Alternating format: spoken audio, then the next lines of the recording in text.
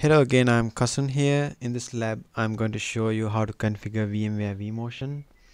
The task one is about changing a data store, but before that, I'll show you how to prepare your virtual environment to do vMotion. First, once you log into your web client, get into your host and clusters. And before we getting any further, we need to clarify whether all of our ESXi hosts are capable to run vMotion. So to check that, you just get into one of your ESXi hosts, and under the summary in configuration you can see the vMotion enable field is yes, so that's mean it's enabled. Same way you can just check all of your ESXi host and clarify whether they all are enabled for vMotion. So next thing is to understand your network, and you can see here there's two virtual switches that for vMotion and connected to one of the physical switch, and you need to have the same port group on the both sides if your virtual machine is attached. And you can see here, I'll show you I already configured a production port group, and I have to say in the web client it might take much time to see what virtual machines are attached to this port group, but I'll show you much quicker in install client. If I go to my install client and go under networking, so in the production, the virtual machines, you can see all of my virtual machines that run in my virtual environment are attached to that port group. So it's because when you migrate any virtual machine to the other host, so the port group should be the same, and then it can connect it to the virtual network. And the other thing is the virtual switches. So if you go to your ESXi host under manage and networking, you can see I already configured a switch, virtual switch 4 for vMotion, and I attached one physical network adapter into it and gave it a IP address, and also the MTU bytes is 1500, so that's allowed big frames within this network. And same way for the second host, you have to create the same virtual switch. So I already created the virtual switch 4 is for vMotion, and give it a IP address and attach to one of the physical network adapter.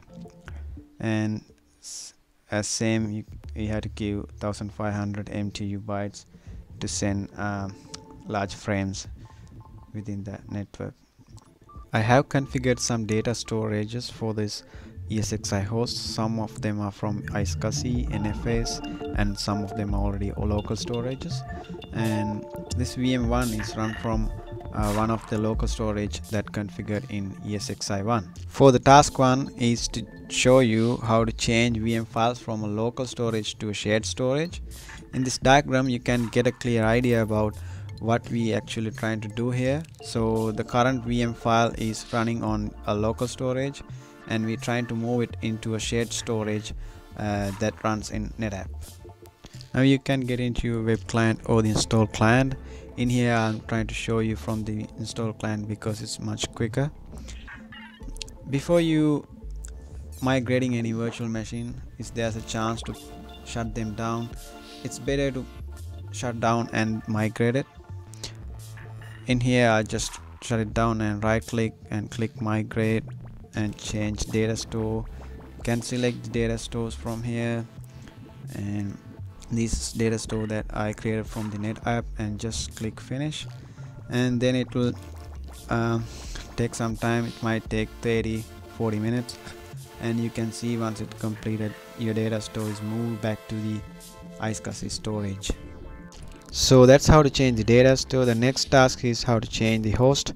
You can migrate a virtual machines from one host to another while it's running, and this diagram you can see both virtual switches and both port groups should be the same on the both sides.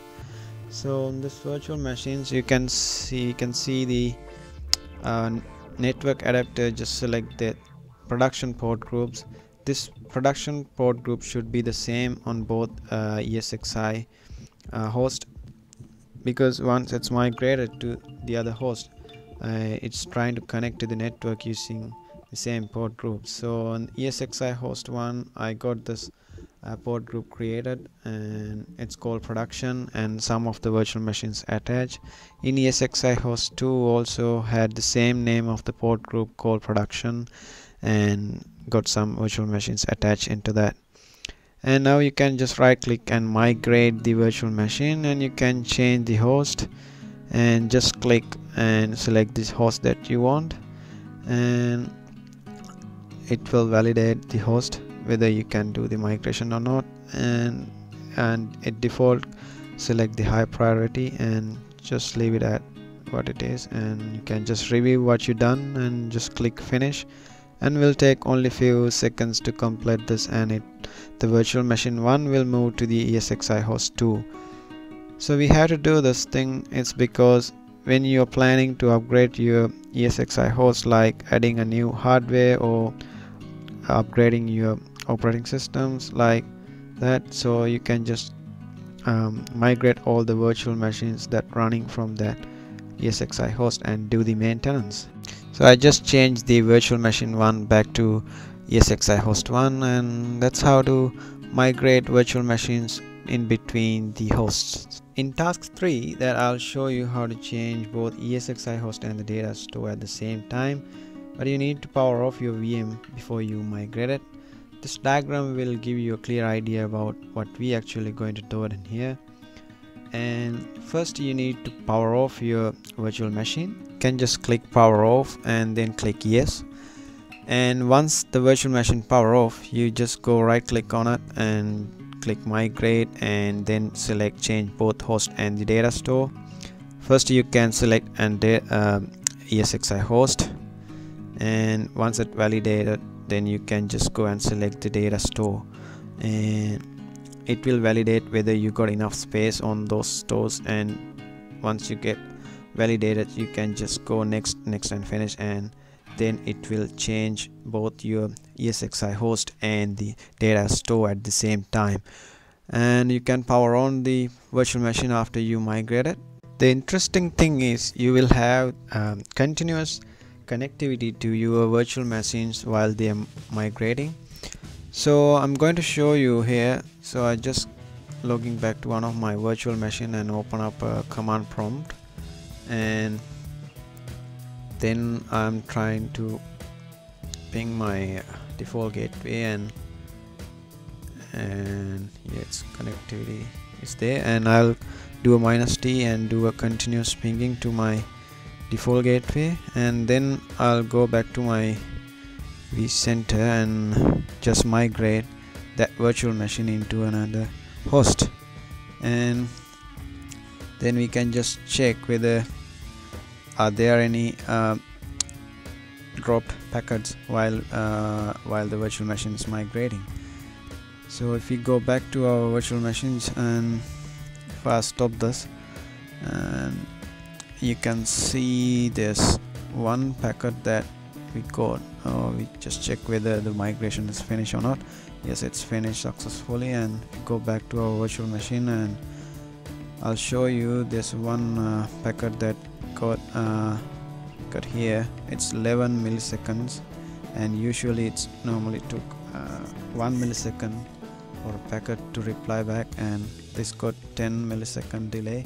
So we can't find any drop packet while we are migrating, so that's mean it's got continuous connectivity to virtual machines while it's migrating. So that's it guys, hope you learned something from this video, and thanks for watching.